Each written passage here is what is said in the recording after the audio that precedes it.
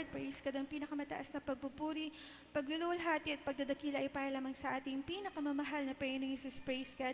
At ako po ay nagpapaabot ng dobling paggalang at pag-respeto sa ating beloved Honorable Pastor Bill Estrada Almeda, the end-time prophet of our loving God. At patuloy po nating inaalala at sinasariwa ang mga ginuntuang turo at aral nating beloved Assistant Pastor Linisa Almeda at pagbadaling sa kanilang mga beloved children. Ako rin pa ay bumabati sa ating beloved ordained preachers, sa kanyang buong pamilya, sa ating mga beloved workers, choir members, mga kapatiran, sa ating mga live webcast viewers. Isang mapagpalang oras po sa ating lahat. Praise God. Hallelujah. Napapasalamat po ako sa ating pinakamamahal na Panginoong Jesus muli sa pagkakataong ibinigay niya sa akin upang ibahagi sa inyo mga kabutihan ginawa natin pinakamamahal na Panginoong Jesus. Pagamat ito po ay hindi na po bago sa inyong mga pandinig, pero isang mabuting bagay ang paulit-ulit na pasalamatan ang kadakilaan ng ating pinakamamahal na Panginoong Jesus. Praise God. Napapasalamat po ako sa ating pinakamamahal na Panginoon dahil talagang hindi man po kami karapat-dapat mga minamahal. Isa po kami sa tinawag ng ating pinakamamahal na Panginoon upang maglingkod sa kanyang banal na ubasan. Praise God.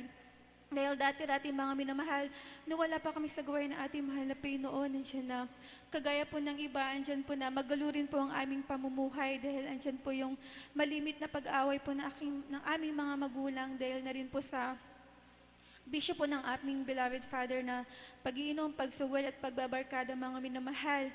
Ngunit tunay ngang napakabuti po ng ating pinakamamahal na Panginoong Jesus. Simula po nung kami po ay makakilala po sa Kanya way back year 1996 mga minamahal.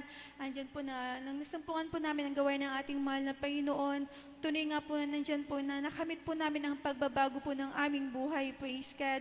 Yung bisyo po ng aming beloved Father, instant po yan na inalis po ng ating pinakamamahal na Panginoong Jesus. Hallelujah. Ganon din po mga minamahal, meron din po kaming taglay na karamdaman, meron pong asma yung aming pong panganay na kapatid, meron kaming bronchopneumonia ng aking kakambal. Ngunit napakabuti ng ating pinakamamahal na Panginoong Jesus. Praise God. Simula po na maglingkod po kami sa Kanya, tinanggap po namin ang bautismo sa tubig sa pangalan ng ating dakilang Diyos. Andyan po mga minamahal na pinagaling niya po ang aming mga karamdaman. Hallelujah. Ay pinapasalamatan ko yan ang ating pinakamamahal na Panginoong Jesus, mga minamahal, dahil andyan po tunay nga po na nung kami pa po ay baguhan sa gawain ng ating pinakamamahal na Panginoong Jesus, tunay nga na marami din po kaming mga pang-uusig sa aming buhay na hindi naman po namin naranasan nung wala pa kami sa gawain ng ating pinakamamahal na Panginoon. Na nung time na wala pa kami sa mahal na Panginoon, nandiyan na kahit anong gawin po namin ng aking mga magulang, wala naman pong naninita, wala naman pong umuusig sa amin. Ngunit tunay nga po na pag nasumpungan mo ang buong katotohanan, nandiyan na kikilos ang ating pinakamamahal na Panginoong Jesus. Nandiyan po na nakikita po talaga nila na andyan po yung pagbabago po ng aming buhay. Nandiyan na napatunayan po namin na dahil po sa mga pag-uusig na yan, napatunayan po namin na totoo ang ministeryo na pinaglilingkuran po namin. Praise God. Hallelujah. Salamat po sa ating pinakamamahal na Panginoon sa taon na aming paglilingkod sa Kanya. Nandiyan na nung mga panahon na yun, mga minamahal, nandiyan din po na sobrang naging matinding pang-usig po ang nangyari sa amin. Naging talk of the town po kami sa aming bayan. Nandiyan na kung ano-ano na po mga hindi magandang balita ang nababalitaan po ng aking beloved lolo at lola na sa dako po ng Hawaii noon, mga minamahal. Nandiyan na kasi po mga minamahal, ang aking mga magulang po, simula po na makakilala po kami sa gawain ng ating mahal na Panginoon, andyan po na binigay po nila ang buhay nila sa paglilingkod sa ating pinakamamahal na Panginoon. Nandyan po na aside from three times a week po sila na dumalo sa dako ng San Fernando, La Union, nandyan po na umaattend pa po silang Bible study. Ang aking beloved mother po, nandyan po yung paghahayo niya, mga minamahal. Kumbaga, wala na po siyang time sa aming mga magkakapatid dahil nandyan po na nakafocus po sila sa gawain ng ating pinakamamahal na Panginoon. Kaya kung ano-ano po yung mga nakakarating po doon na balita, nandiyan, ngunit salamat po sa ating pinakamamahal na Panginoon dahil nandiyan sa patuloy po namin pagsusumamo, andyan po na nagpupuri po kami umaga at gabi mga minamahal. Nandiyan na sabi namin, mahal na Panginoon, ikaw na lang po ang bahala, praise God. At nandiyan sa habang tumatagal po kami sa paglilingkod sa ating dakilang Diyos, andyan po na lahat po yan, inaris po ng ating pinakamamahal na Panginoon. At nandyan po na yung mga kapitbahay, yung mga nanguusig po sa amin, nandyan po na napatunayan po nila kung gaano kabuti ang ating pinakamamahal na Panginoong Hesus sa aming buhay. Praise God. Kaya salamat po sa ating pinakamamahal na Panginoong Hesus. Nandyan po na pinapasalamatan ko yan ang ating pinakamamahal na Panginoon dahil hindi man po kami karapat-dapat, nandyan na sa murang edad po namin mga minamahal na 9 years old pa lang po kami nakakalala sa ating mahal na Panginoon. Nandyan na tinuruan na po kami magpuri ng ating pinakamamahal na Panginoon Jesus. Alam niyo po mga minamahal, nung wala pa kami sa gawain ng ating mahal na Panginoon, kami pong magkakapatid ay active po sa school, sa mga festahan, ganyan na kinukuha po kami na mag-intermission number sa mga barangay festa po doon sa amin. Ngunit na nakakilala po kami sa ating pinakamamahal na Panginoon. Talagang totally po mga minamahal na iniwanan po namin yung gawain na yan, mga gawain na makasalibutan mga minamahal.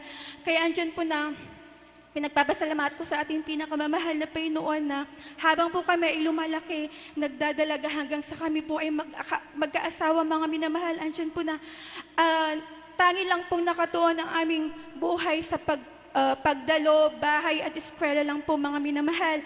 Nandiyan na hindi po namin naranasan ng mamuhay bilang sa sanlibutan. Kaya isa po yan sa pinapasalamatan namin sa ating pinakamamahal na Panginoon dahil na rin po sa gabay po ng aming mga magulang. Nandiyan po na nanatili po kami sa gawain ng ating pinakamamahal na Panginoon na hindi man po kami karapat-dapat hanggang ngayon po ay ginagamit pa rin niya kami bilang mga awit sa kanyang banal na ubasan. Praise God. Hallelujah. Andyan din po mga minamahal, nung kami din po ay, nung kabataan din po namin mga minamahal, magmula po ng elementary, high school hanggang mag-college po kami mga minamahal. Andyan po yung pagkilos po ng ating pinakamamahal na Panginoon sa aming buhay. Dahil noong mga time na yun mga minamahal, pag may mga activities sa school na tunay nga po na, dahil nga po, minsan ang sinasabi po nila kailangan lahat salihan dahil pag hindi sumali makaka-apekto sa mga grades po namin. Ngunit sadyang napakabuti ng ating pinakamamahal na Panginoon. Basta't unahin at ipaglaban ng kalooban ng ating pinakamamahal na Panginoon Jesus, wala pong imposible sa Kanya mga minamahal.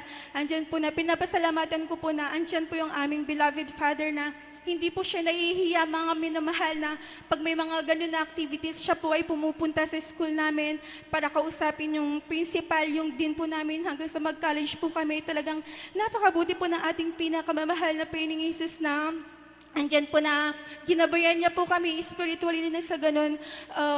Makayanan po namin, mapaglabanan po namin at hindi man po karapat-dapat ay masunod po namin ang kalooban ng ating pinakamamahal na Panginoong Hesus sa abot ng aming makakaya. Kaya salamat po sa ating pinakamamahal na Panginoong Hesus.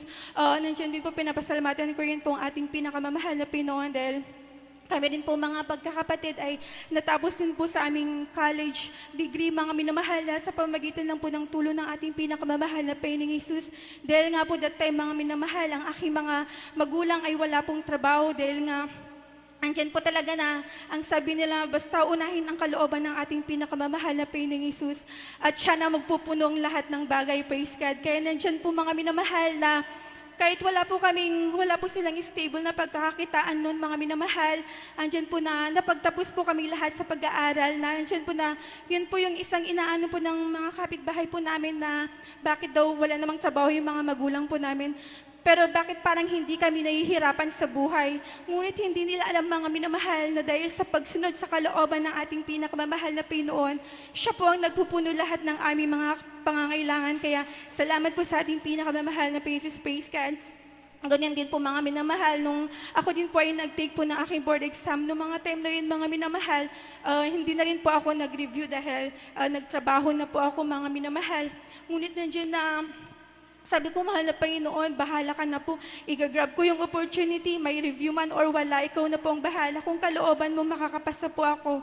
Kalooban mo, yun ang mangyayari. Sabi ko, mga minamahal, nung time na nag-take po ako ng board exam ko po, mga minamahal, Sunday po yan, bali, ang kasama ko po yung twin sister ko. So, ang ginawa po niya, mga minamahal, nung nag-board exam po ako, naka-fasting po kaming dalawa, ako din po fasting. Every time na bago po mag-umpisa yung exam po noon, talagang nagpe-pray po ako doon sa aking upuan, mga minamahal. At aking beloved sister nandiyan na dumalo po siya sa gawain ng lawag ay nagpa-back up prayer po, mga minamahal. Sabi ko, mag-back up prayer ka, ipag-pray mo para makapasa din po ako. Kaya salamat sa ating pinakamamahal na Pinoon. Nandiyan po na, nung lumabas ang result, nandiyan po na magandang balita ang pinagkolom sa akin ng ating pinakamamahal na Panginoong Jesus. Hallelujah, praise God. Kaya salamat po sa ating pinakamamahal na Panginoong Jesus sa mga bagay, mga pagpapalan niya na pinagkolom niya sa amin. Praise God, sa pag-iingat niya sa amin sa araw-araw.